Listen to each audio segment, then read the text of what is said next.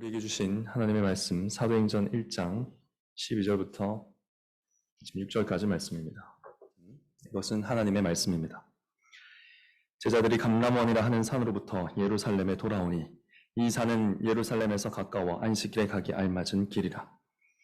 그러가 저희 요한은 다락에 올라가니 베드로, 요한, 야고보, 안드레와 빌립, 도마와 바돌로메, 마테아 및 알페오의 아들 야고보, 셀로딘 시몬, 야고보의 아들 유다가 다 거기 있어 여자들과 예수의 모친 마리아와 예수의 아우들로 더불어 마음을 같이하여 전혀 기도에 힘쓰니라.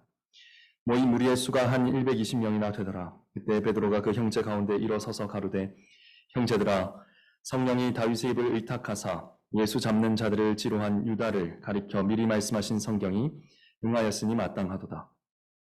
이 사람이 본래 우리 수 가운데 참여하여 이 직무의 한 부분을 맡았던 자라. 이 사람이 불의의 삭수로 밭을 사고 후에 몸이 곤두박질하여 배가 터져 창자가 다 흘러나온지라. 이 일이 예루살렘에 사는 모든 사람에게 알게 되어 본 방언에 그 밭을 이르되 악에 담아라 하니 이는 피밭이라는 뜻이라. 시편에 기록하였을 때 그의 거처로 황폐하게 하시며 거기 거하는 자가 없게 하소서 하였고 올렸을 때 그 직분을 타인이 취하게 하소서 하였도다. 이러함으로 요한의 세례로부터 우리 가운데에서 올리어 가신 날까지 주 예수께서 우리 가운데 출입하실 때에 항상 우리와 함께 다니던 사람 중에 하나를 세워 우리로 더불어 예수의 부활하심을 증거할 사람이 되게 하여야 하리라 하거늘, 저희가 두 사람을 천하니 하나는 바사바라고도 하고 별명은 유스도라고도 하는 요셉이요 하나는 마띠아라. 저희가 기도하여 가로되 뭇사람의 마음을 아시는 주여, 이 두 사람 중에 누가 주의 택하신 바 되어 봉사와 및 사도의 직무를 대신할 자를 보이시옵소서. 유다는 이를 버리었고 제 곳으로 갔나이다 하고 제비 뽑아 마띠아를 얻으니 저가 11사도의 수에 가입하니라. 아멘. 오늘 읽은 말씀으로 사도행전 강해 계속하겠습니다. 기도, 약속을 기다리는 자세라는 제목으로 하나님의 말씀을 전하겠습니다. 예수님은 부활 후에 40일 동안 제자들과 함께 하셨다 그랬습니다. 그 기간 동안 여러 가지 일들을 하셨지만 명령하신 일은 딱 한 가지였다라는 사실을 우리가 지난주에 확인했습니다. 명령하신 것 한 가지가 뭐였습니까? 예루살렘을 떠나지 말고 어떻게 하라? 아버지의 약속하신 것을 기다리라 하였습니다. 아버지가 약속하신 것은 바로 성령으로 세례를 받는 것이다 라고 그 다음 절에 설명이 되고 있습니다. 성령님이 오시면 사도들은 땅끝을 향해서 땅끝까지 향하기까지 그리스도의 증인이 될 것입니다. 예수님은 승천하셨고 이제 교회는 기다리면 됩니다. 성령님께 푹 잠겨서 흠뻑 젖게 될 것을 기다리기만 하면 되는 것이죠. 자, 여러분, 그런데 이 하나님이 하실 일을 기다리는 것이 어떻습니까? 쉽습니까? 어렵습니다. 왜냐하면 우리가 기다림을 많이들 오해하고 있기 때문입니다. 보통 우리는 기다리는 것을 가만히 앉아있는 것, 가만히 서서 기다리는 것, 이런 이미지를 우리가 기다리다 하면 떠올리곤 합니다. 우리가 강아지한테 기다려 하면은 먹어 할 때까지 가만히 있잖아요. 네, 그렇게 가만히 있는 것처럼 아무것도 하지 않는 것을 기다림이라고 생각하는 경우가 많기 때문이죠. 그렇게들 오해들 합니다. 자, 기다리라를 아무것도 하지 말고 가만히 있어라 이런 말로 이해하면 예수님이 다시 오실 때까지 기다리라는 이 말씀에 우리가 기뻐하면서 살 수 있겠습니까? 가만히 기다리면서 예수님 오실 때까지 사는 게 기쁘겠습니까? 예수님은 분명히 아무것도 하지 않고 기다리기만 했던 한 달란트 받은 종에 대해서 뭐라고 말씀하셨습니까? 그가 바깥 어두운 데서 이를 갈며 슬퍼하게 되리라 말씀하셨습니다. 성경은 약속의 책이라서 하나님의 약속을 기다리는 사람들의 이야기로 가득 차 있는데요. 하나님의 사람들이 아무것도 하지 않고 약속을 기다리는 경우는 없습니다. 그러니까 우리가 기다린다라는 걸 생각할 때 아무것도 하지 않고 가만히 있는다 이런 이미지를 떠올리면 안 된다는 것이죠. 자, 그러면 도대체 기다리면서 뭘 해야 되는가? 이것도 상당히 답하기 어려운 문제입니다. 하나님이 하시겠다고 하는데, 너희는 기다리라고 하는데 우리가 할 일이 뭐가 있을까? 우리는 새 일을 행하시는 하나님을 바라보라, 하나님의 약속하신 것을 기다리라, 이런 말씀처럼 하나님이 하시겠다는 이 말씀을 대하기를 좀 더 어려워합니다. 사실 하나님이 이래라 저래라 하는 게 우리에겐 더 쉬울 수 있어요. 하나님이 약속하셨으니 너희는 기다리라. 너희는 바라보라. 너희는 약속을 바라라. 소망하라. 이런 말씀들이 우리들에게는 조금 더 어려울 수 있다는 것이죠. 예를 들어서 하나님이 선택하신 자를 구원하시리라. 이런 말씀을 들으면 우리가 그 선택하신 하나님의 은혜를 찬송하는 게 아니라 어떻게 됩니까? 그럼 나는 아무것도 하지 않아도 되려나? 이런 생각들을 하게 됩니다.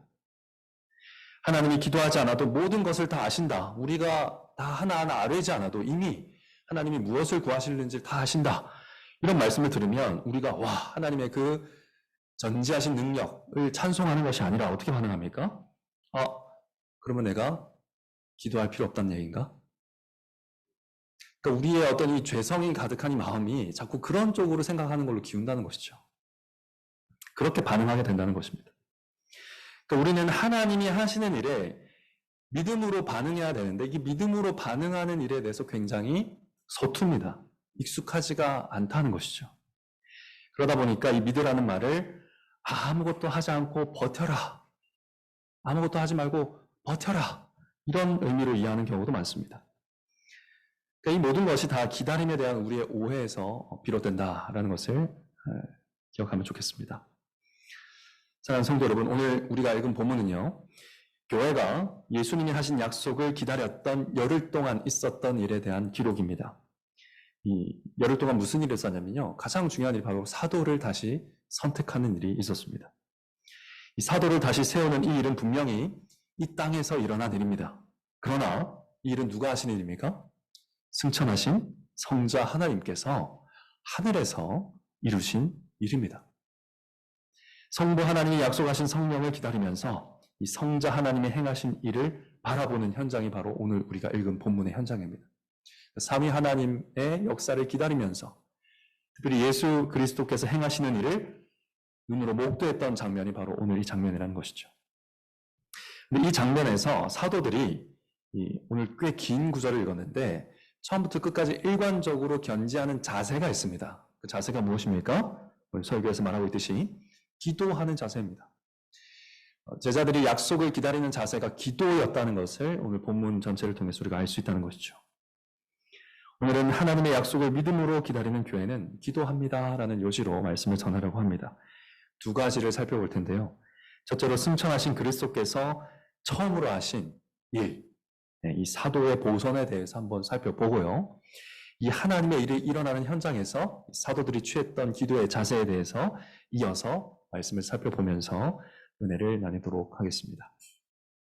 자, 먼저 승천하신 그리스도께서 하신 첫 번째 일에 대해서 한번 주목해 보기 원합니다. 자, 오늘 누가는 예수님이 승천하시고 또 성령님이 오시기까지 10일 동안 있었던 일을 우리에게 알려주고 있습니다. 승천하신 예수께서 하늘에서 하신 첫 번째 일, 승천하시자마자 하신 첫 번째 일이 뭐냐? 바로 사도를 다시 선택하는 일이었습니다. 왜 사도를 다시 선택해야 했습니까? 자, 원래 사도가 몇 명이죠? 12명입니다. 그 중에 한 명이 어떻게 됐습니까? 가룟 유다가 어떻게 됐지요? 예수님을 배신하고 팔아버렸습니다. 즉 사도의 직분을 버리고 떠나버렸습니다. 베드로는 함께 모여 기도하던 중에 이 시편 69편과 또 시편 109편 말씀이 그리스도를 배신한 가룟 유다에 대한 예언이다라는 것을 불현듯 깨닫게 됩니다. 20절 말씀이죠. 20절에 베드로가 갑자기 일어나서 설명하는 그 구절이 바로 시편 69편과 109편입니다. 그 말씀이 유다에 대한 예언이었구나라는 사실을 깨닫습니다. 그리스도를 대적한 유다, 이 두 시편 다 그리스도를 대적한 자에 대한 시편이거든요. 메시아를 대적한 자에 대한 시편인데 그 그리스도를 대적한 유다가 저주의 죽음을 멸망을 당하게 될 것을 예언한 말씀이구나 이것을 깨달았고요.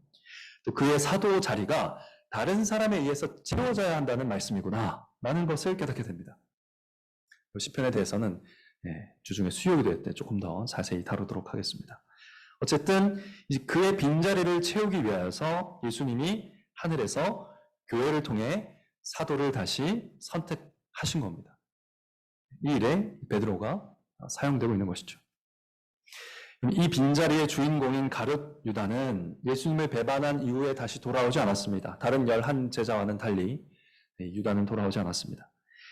성경에 이미 유다의 일이 예언되어 있었다는 것은 하나님의 작정과 또 주권을 나타내 보여줍니다. 그러나 성경의 예언 때문에 유다가 죄를 지은 것은 아닙니다. 그리스도에 대한 악의를 가지고 죽음을 향해서 스스로 달려간 것입니다. 그 죄에 대한 책임을 본인이 져야 하는 것이죠. 예수님께 회개하고 돌아오는 것보다 죽는 게 낫겠다고 선택한 사람이 바로 가룟 유다였습니다. 예수님께 돌아가더니 스스로 목숨을 끊는 게 낫겠다. 이것이 유다의 생각이었던 것이죠. 누가는 그의 배가 터져서 끔찍하게 죽었다라고 기록하고 있습니다. 또 자기가 있어야 할 곳으로 갔다, 제 곳으로 갔다라고 기록하고 있지요. 지옥에 갔다라는 말입니다. 성도 여러분, 우리 자녀 여러분 잘 들으십시오. 지옥은 있습니다. 지옥이 있습니다. 아무리 예수님의 제자였더라도 끝까지 예수 그리스도를 대적하고 죄와 악행 가운데 머물러 있으면 의로운 심판을 받고 가야 할 곳으로 갑니다. 그곳이 지옥입니다. 끝까지 하나님을 거부하고 하나님을 원하지 않는 자들이 갈 곳, 지옥입니다. 그러나 아무리 예수님을 떠났더라도 다시 믿고 회개하여 예수님께 돌아오면 베드로를 비롯한 11 제자들처럼 구원을 얻는 것입니다. 도리어 하나님의 일에 참여하는 복된 인생이 되는 것이죠. 우리는 이렇게 주권적인 은혜로 우리를 구원하신 하나님을 늘 찬송해야 할 자들입니다. 자, 사도를 다시 선택한 일 역시 승천하신 예수님이 주권적으로 행하신 일입니다. 그런데 우리는 이 일이 정말 예수님이 하신 일일까 생각해 볼 필요가 있을 것 같습니다. 왜냐하면요, 오늘 성경에 보면 다 사람이 하는 일 같기 때문이죠. 오늘 성경에 보면 누가 사도로 뽑혀야 하는지 기준을 누가 세웁니까? 베드로가 세웁니다. 21절, 22절 보시면 예수님이 세례 받으신 때로부터 승천하신 날까지 예수님이 우리 가운데 출입하실 때, 왕래하실 때, 우리 가운데 계실 때 항상 제자들과 함께 했던 사람, 그래서 예수님의 부활의 증인이 될 사람, 그 사람이 사도로 보선되어야 된다라고 기준을 제시합니다. 아주 합리적이죠. 아주 상식적입니다. 이 기준에 따라서 추천을 받습니다. 마띠아와 요셉을 추천을 받는데요. 추천 누가 합니까? 제자들이 합니다. 사람이 한 일입니다. 그리고 제비를 뽑아서 최종적으로 마띠아를 세우게 됩니다.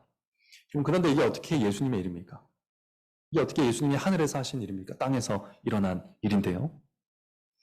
제자들이 말씀을 해석하고 제자들이 상식적인 기준을 세워서 제자들이 추천을 하고 그 중에 한 사람을 제비 뽑아 선출했는데 어떻게 마띠아가 예수님이 선택한 제자입니까? 예수님이 선택한 사도가 됩니까? 이 일이 정말 천상에서 예수님이 행하신 일이 맞는가? 예수님이 행하신 일이 맞습니다. 그것이 바로 어디서 드러납니까? 이 사도의 기도에서 드러나는 것이죠. 기도의 내용을 보면 일이 정말 예수 그리스도의 일이라는 것을 알게 되는 것이죠. 본문 1장 24절부터 26절까지 말씀 보시면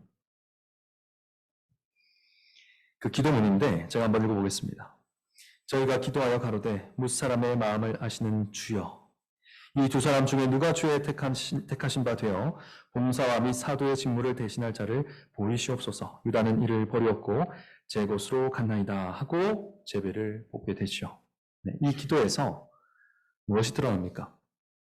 이 기도에서 모든 사람의 마음을 아시는 주님께 기도하는데, 여러분 이 주가 누구십니까? 승천하신 예수님입니다. 그럼 이게 우리 눈에는 상당히 자연스럽게 보일 수 있는데요. 베드로가 지금 예수님께 기도한다는 것은 굉장히 전에 없던 일이었습니다. 그죠?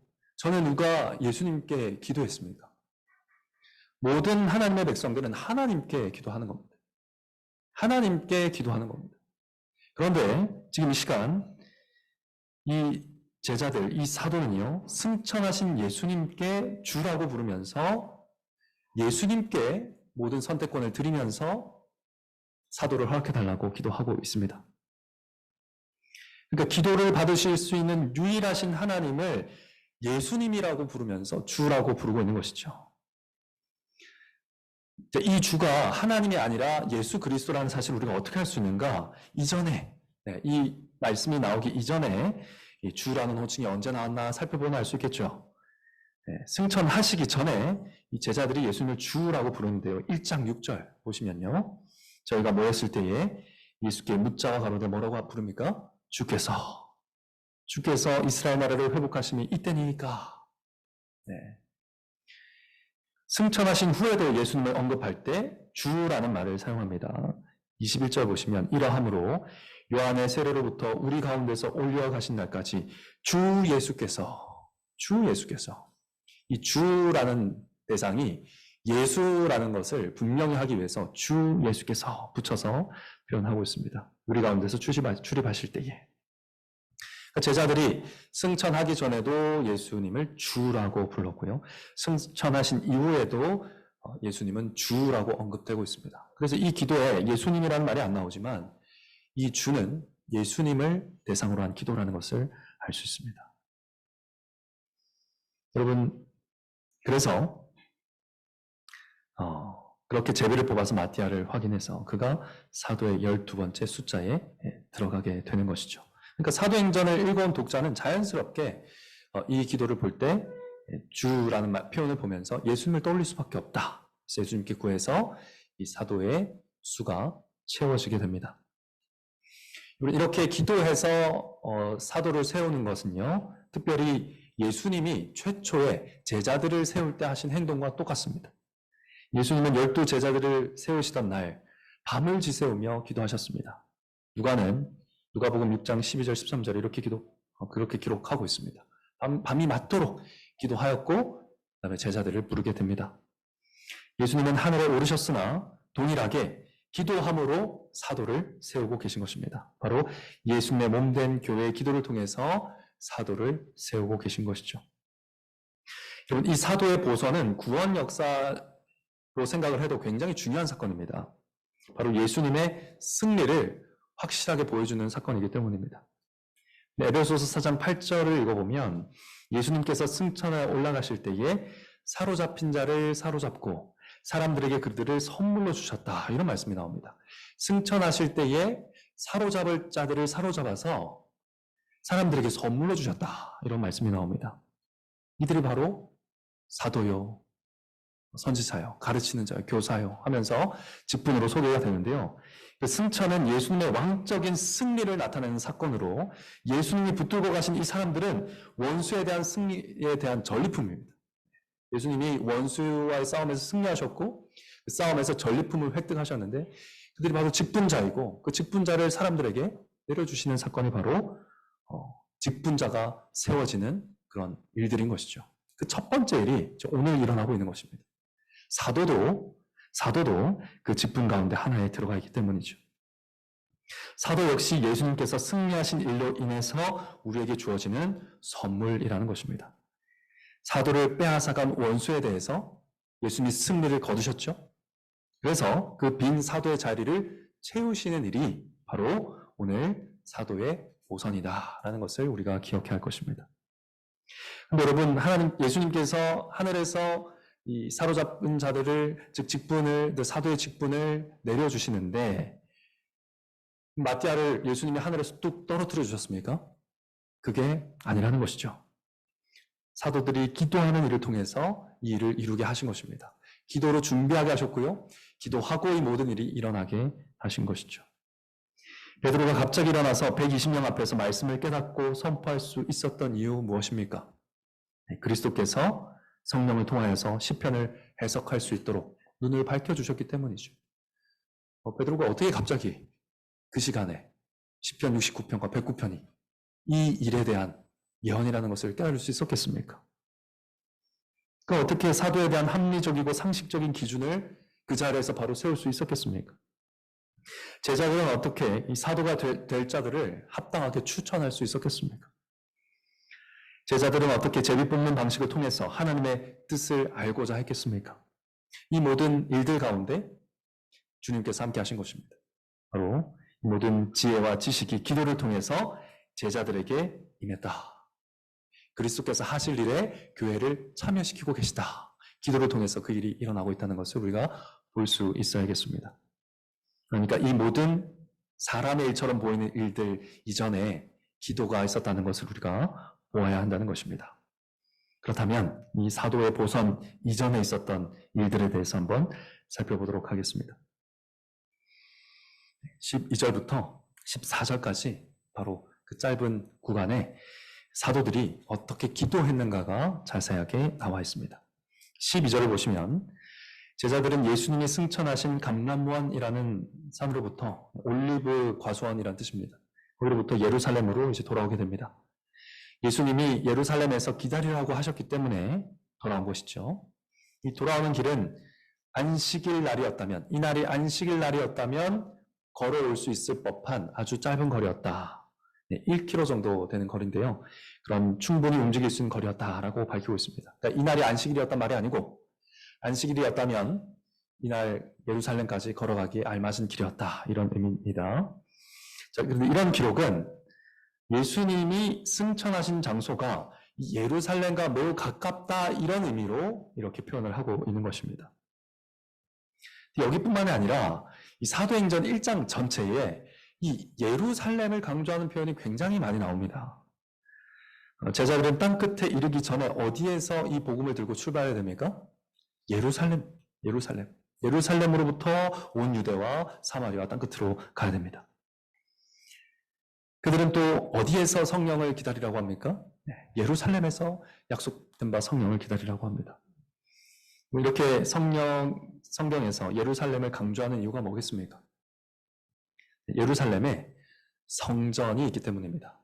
그리고 지금 일어나는 일들은 성전 재건과 굉장히 깊은 관련이 있기 때문입니다. 여러분, 성전은 어떻게 불립니까? 만민이 기도하는 집이라 불리지요. 그런데 이 당시에 성전은 어땠습니까? 만민의 기도해야 될 집이어야 했던 이 성전이 종교 지도자들에 의해서 돈 바꾸고 장사하는 곳이 되어 있었습니다. 예수님의 진노를 격발하는 장소가 되어 있었습니다. 다 뒤엎어 버려야 될 그런 장소가 되어 있었죠. 그 성전이 예루살렘에 있었습니다. 예수님은 너희가 이 성전을 헐라 내가 사흘 동안에 일으키리라 하셨습니다. 유대인들은 무슨 소리냐? 성전이 46년 동안 지은 것인데 어떻게 3일 만에 다시 일으키겠느냐? 이렇게 말했지만 이때 예수님은 뭐에 대해 말씀하신 겁니까? 성전된 자기 육체에 대해서 말씀하신 것이다. 이렇게 기록을 하고 있습니다. 예수님은 이 말씀대로 죽은 지 사흘 만에 다시 살아나셨습니다. 그래서 예루살렘에 만민이 기도하는 성전을 새롭게 재건하고 계십니다. 바로 예수님의 몸된 교회를 통해서 다시 만민이 기도하는 집을 세우고 계신 겁니다. 그렇다면 만민이 기도하는 집으로 새롭게 지음받을 이 사도들은 예루살렘으로 돌아오자마자 무엇을 합니까?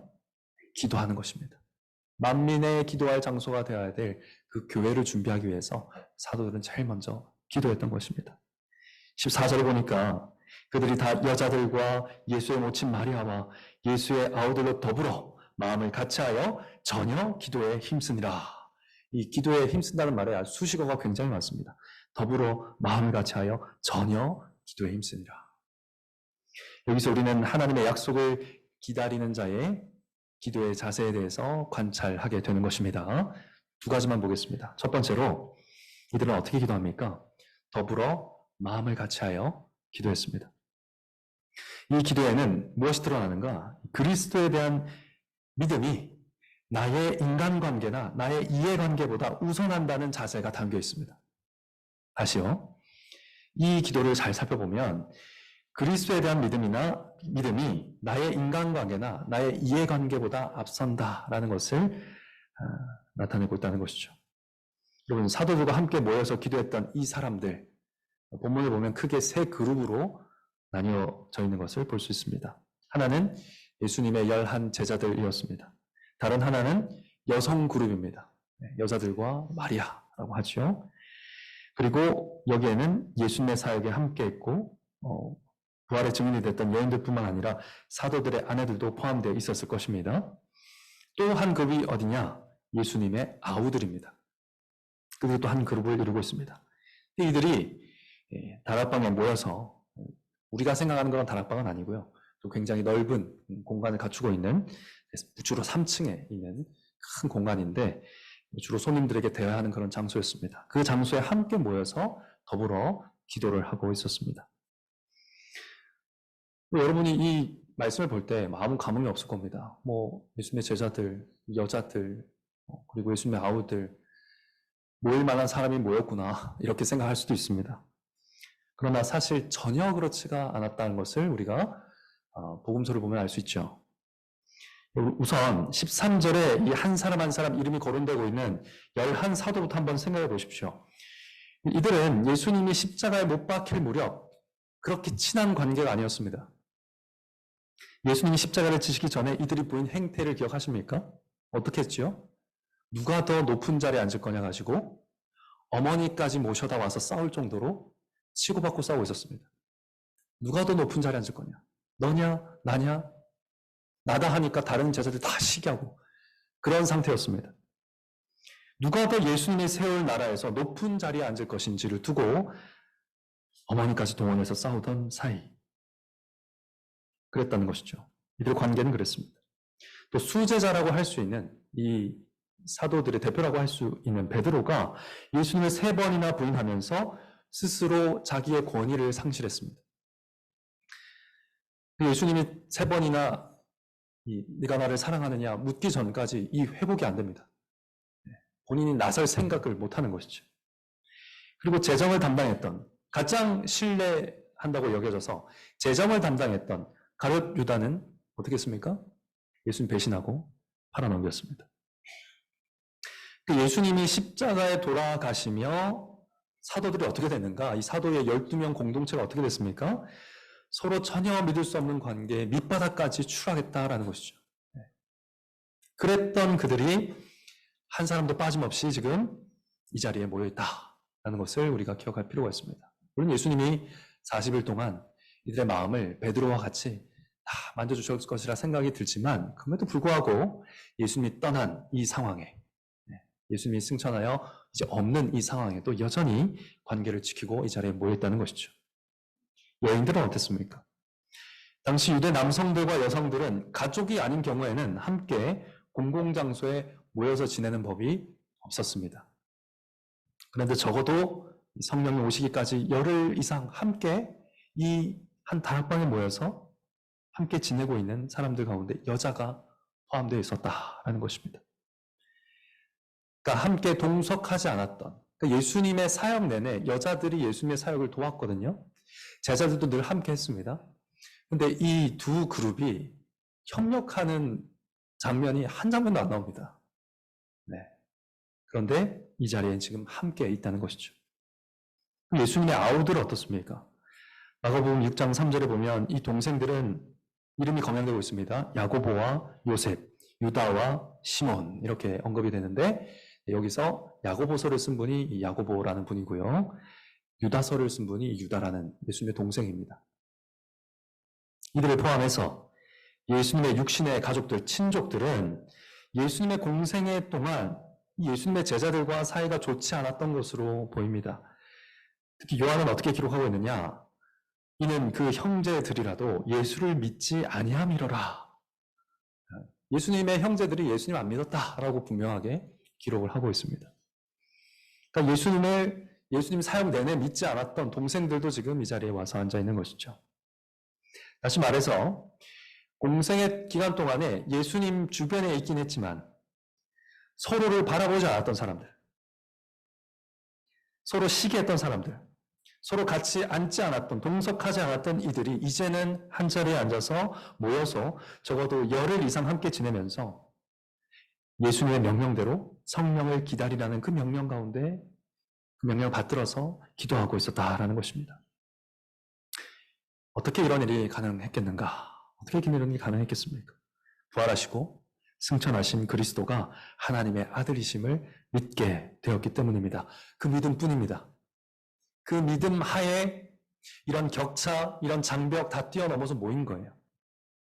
함께 하나의 기도로 고백하고 모인 겁니다. 주가 그리스도요, 하나님이라는 사실을 믿는 믿음이 내 개인적인 인간관계, 내 개인적인 불편함, 내 개인적인 이해관계 장벽 다 뛰어넘어서 한 곳에 모이게 만든 것입니다. 더불어 마음을 같이하여 기도할 수 있게 만든 것이죠. 이것도 승천의 위력이라고 할 수 있겠습니다. 즉 이들의 기도는 이들이 가지고 있는 믿음을 보여줍니다. 사랑하는 성도 여러분, 우리의 기도 역시 우리의 믿음을 보여줍니다. 교회는 서로 다른 교회는 죄송합니다.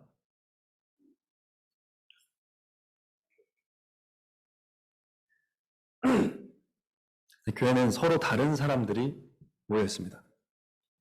나의 기호에 따라서, 나의 취미에 따라서, 내가 본래 지니고 있는 그런 인간적인 공통점에 따라서 모여 있는 집단이 아닙니다. 그러니까 가장 서로를 이해 못할 집단이 교회 안에 있는 사람들 사이예요. 그러니까 여러분, 교회에서 정말 왜 저러지? 하는 사람이 있으면 당연한 겁니다. 당연한 거예요. 공통점이 주 예수 그리스도밖에 없어요. 이해 안 되는 게 당연한 겁니다. 그런데 그 다른 사람들이 더불어 한 마음으로 기도하는 것이 교회라는 것이죠. 우리 죄를 사하시고 부활 승천하신 예수 그리스도가 하나님임을 믿는 자들은 나의 개인적인 호불호를 뛰어넘어서 이곳에 모여 있는 것입니다.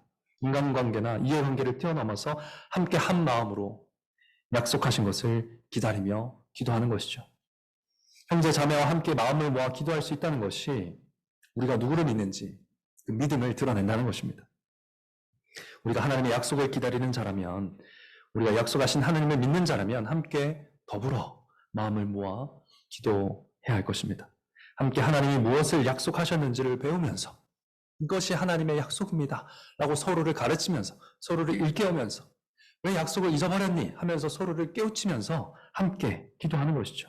서로에게 하나님이 약속하신 말을 알려주면서 기도 가운데 동행하는 것입니다.